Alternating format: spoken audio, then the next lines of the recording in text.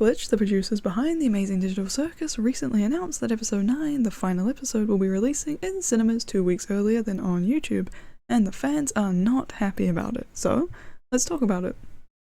The Amazing Digital Circus is a YouTube-created psychological dark comedy animated series created by Gooseworks and produced by Glitch Productions, where a woman finds herself trapped in a crazy circus-themed virtual world with 5 other humans in the same situation as her. They are now subject to the whims of a crazy artificial intelligence. Now, let's talk about the drama.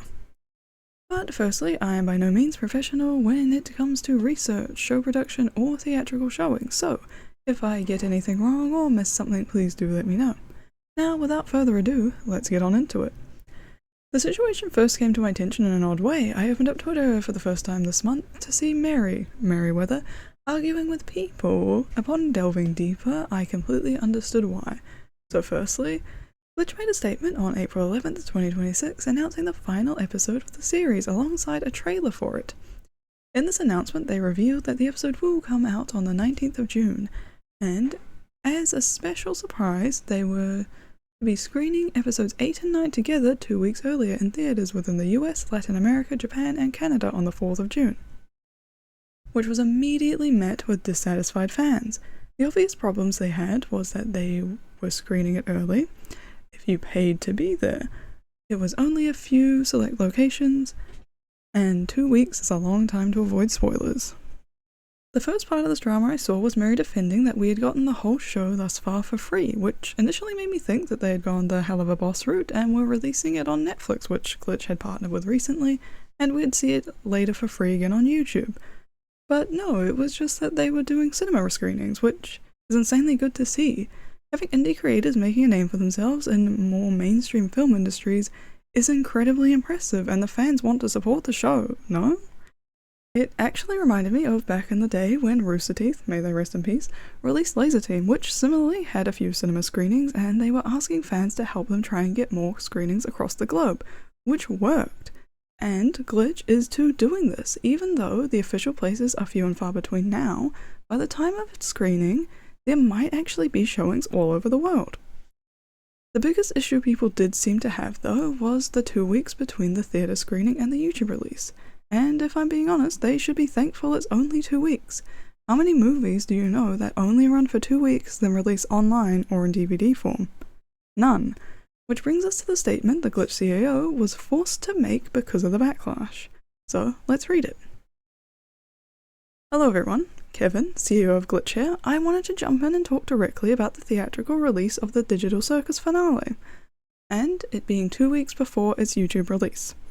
The reason we're pushing for this at all is because this one event has the potential to change how the entire industry views indie animation.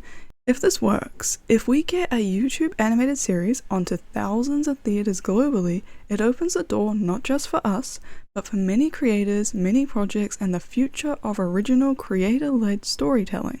To be blunt, getting to this point has been a massive uphill battle. The traditional film industry has never really done something like this before at a global scale. Like a lot of the bets we've taken over the last 8 years of running Glitch, it takes a bit of risk to truly push into a new territory. But we really believe it's worth it. The 2-week gap came out of a lot of back and forth. Theaters were originally asking for a minimum of a month. I pushed hard to get it down to just 1 week, or less, but they weren't willing to budge that far. 2 weeks was where we finally landed, and even that was apparently unheard of to them.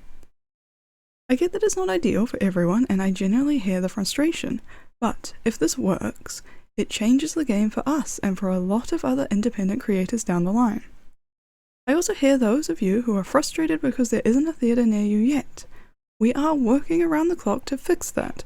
We're currently in active talks with several theatre chains in many countries around the world. We're pushing for more screenings and more locations every single day. Also, we really want to get into theatres in our home, Australia. Trust me, we do. We're just waiting for someone to respond to us. For those of you who have been respectfully reaching out to your local cinemas, thank you. It is actually working. Those emails are the best leverage we have to show theatres that there is a massive audience waiting for this. We're doing everything in our power to make this as accessible as possible while still trying to move the needle for indie animation as a whole.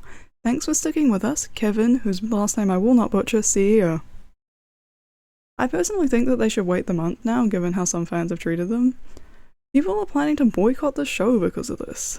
And like he said, this has the potential to open up so many opportunities for the indie animation scene.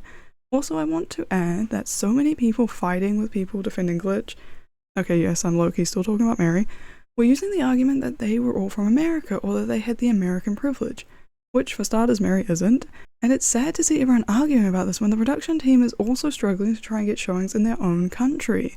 Like, do you truly think that they're not trying to get more global showings so that they can even share it with their friends and family?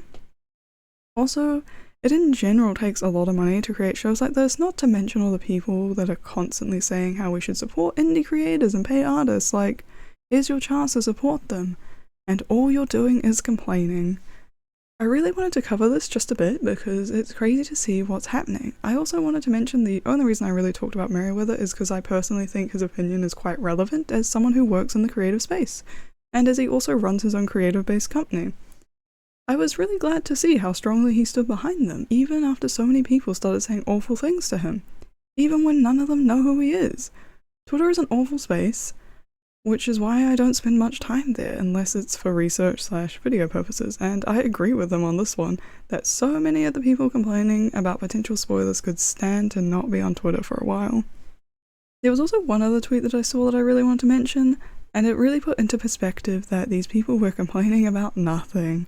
It was a tweet with a list of words, with the top line being words/tags to mute on Twitter on the 3rd of June to avoid spoilers, which I had completely forgotten this was a thing you could do.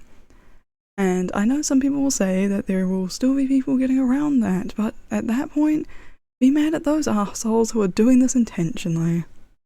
The final thing I want to add is all these people complaining about spoilers don't even know the struggles of the non-Japanese speakers from the early 2000 anime days.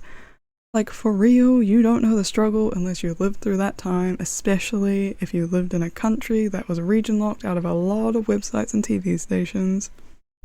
Anyway, I think that's all I wanted to say.